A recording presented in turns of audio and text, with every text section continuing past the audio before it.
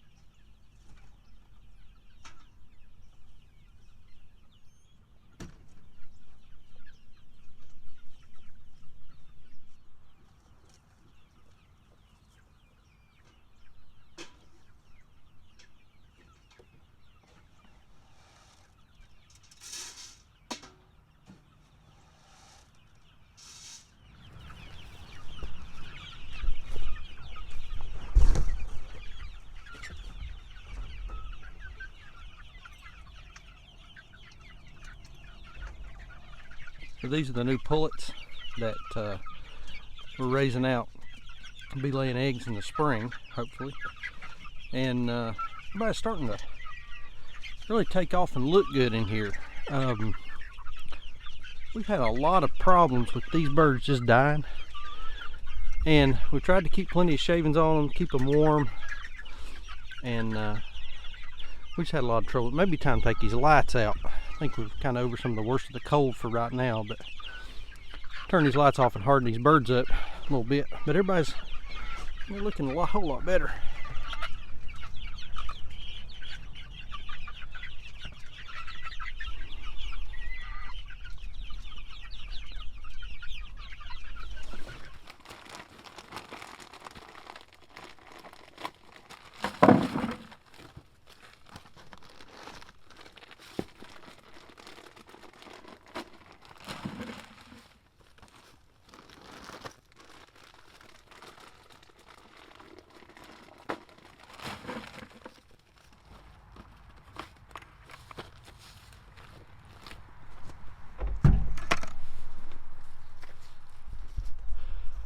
Came down to get the pigs some feed, and it looks like we're out of the bagged feed that we normally divvy out to the gilts. The sows have got a barrel out there, the piglets have got a barrel, the gilts don't. So we've got all these soy nuggets, vegetable protein nuggets, that we've gotten for free from a cold storage company here in town. So we're just going to feed everybody that.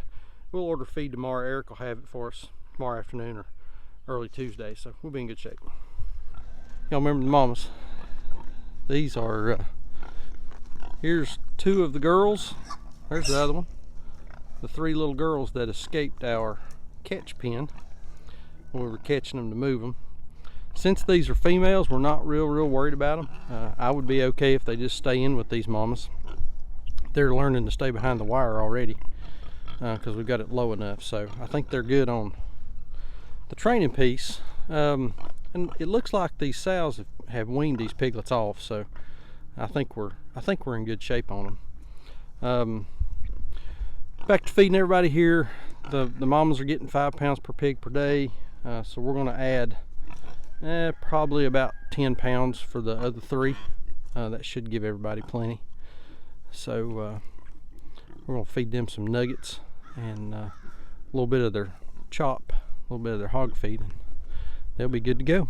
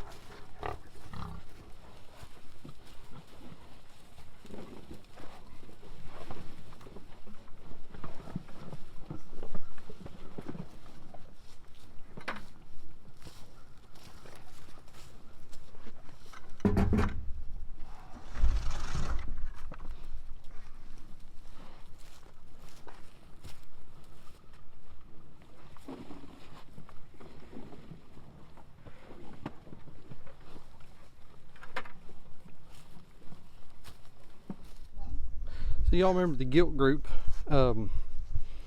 These are 7 of our girls that are about 9 months old now, off of Big Mama and Little Mama. We've gone through the artificial insemination process on everybody except for one, and this one right here, this red one.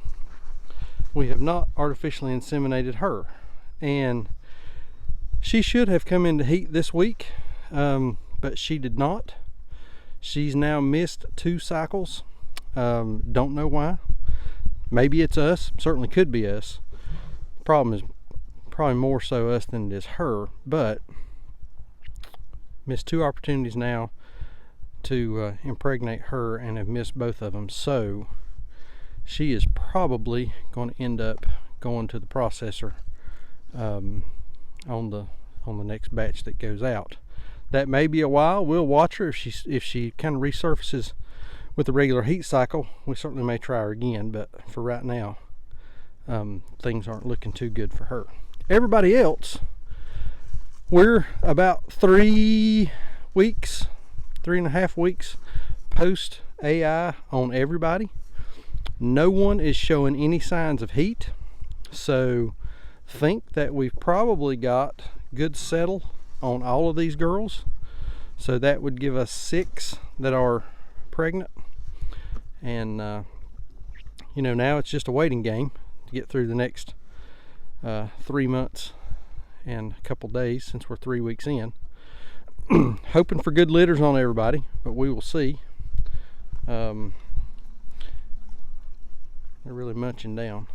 I know we've talked a little bit about this, but the main reason that we've AI'd these girls is so that we can have a good source of piglets and not have to buy our piglets. And it's a lot more cost efficient to spend, $100, 100 and some change to AI one of these girls, and then get 10 piglets. If we can get 10 piglets off of them, then that's $10 a piglet. That's much cheaper than trying to buy, and we know the quality. We know the mom's lineage, and we're buying good quality semen from Shipley swine. So real tickled with how these girls are doing. Everybody's growing, looking good, and we'll just continue to watch them for the next couple months and see what we do. Not going to count our piglets till they hatch. A common question that I get asked a lot is about these drinkers, and what do we do if it's going to freeze? And what do you do about freezing temperatures?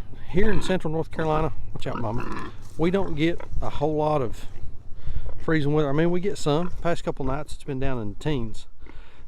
So what we've done is we shut the water off. And I'm going to show you all a bad mistake I made here in just a minute. But we shut the water off, and then I'll come out and I'm going to raise this valve up to get it out of the water.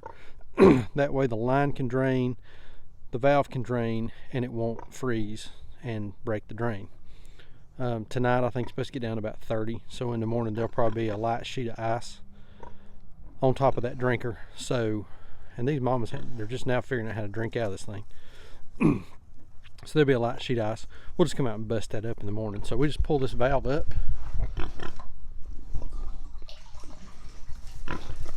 and just let that line drain in there. Get your big nose out of the way.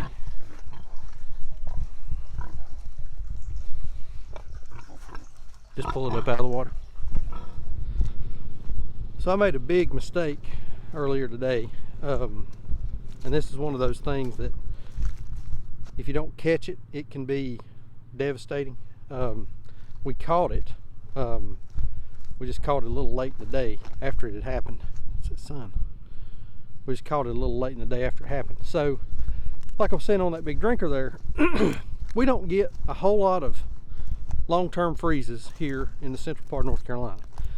We'll get nights that it gets down into the teens, even single digits, but typically during the day we'll get back up above freezing. Every once in a while we'll have a couple days where it may not get above freezing, it may stay below freezing, but those are few and far between, and it just don't happen a lot, but it does happen. So what we do whenever we're going to have a cold night like I said a minute ago, we'll turn the water off at the well. We're on a well. We'll turn the water off at the well, and we'll go around to all of our watering points where there's a valve, and we'll open that valve up and we'll drain the lines. We get most of the water out. If it's going to be a super hard freeze, I'll take an air compressor, we'll turn the water off, we'll open all the valves up, and we'll blow everything out. But when you get ready to turn the water back on, you got to go back and check your valves and make sure that you turned everything back off whenever you're turning your water back on. Let me show you what I'm talking about. So this morning, I turned the water back on, and I didn't come and check my valves. And when we came out to do evening chores, which was a couple hours later, I mean, I'll admit it's been on for a while, this valve was on, and it was just pouring water, and it had been pouring water for a while. So I messed up, came out, noticed, man, this field is wet. Why is this field wet? And I don't know how many gallons of water is draining out of here, but it's a bunch of water.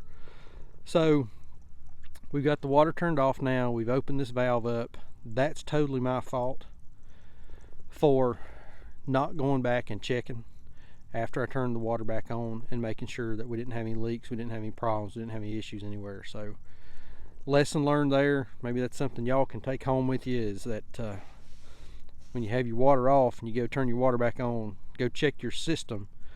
Make sure you don't have anything open on your system, or you don't have a break in a line. It would be just as common to have had some water sitting in a low spot in a hose, that water freeze, bust the line, we turn the water back on, then we got a big leak in the middle of a line somewhere.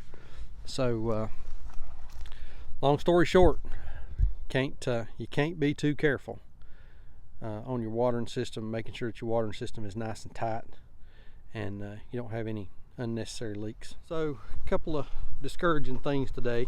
We've got a sow that's not coming, or a gilt that's not coming into heat like we would hope, so we can get her bred. I left the water on, made a mess, and I'm telling how many gallons of water we lost out of that well. But we've been pretty lucky. That well's been a hoss. It's really held in there for us and watered a lot of animals and a lot of gardens. So we've had plenty of rain, so I'm not not concerned too much about it. But still, yet those are the kind of mistakes that can, man, they can devastate you if you're not careful. So big lesson learned there. Saunders, the water Nazi, she always checks water and worries about water a whole lot more than I do. I guess I need to be a little more responsible about that kind of thing. But we've had disasters happen on this farm before, and we've been able to kind of work through them. So I'm gonna post a link to a video up here where we had a terrible week. We had a bunch of things going on in 1 week, and that was back during the summer. It's tough. But anyway, if you've not subscribed, hit that subscribe button. Appreciate y'all following along with us. We'll see you on the next video. Thanks.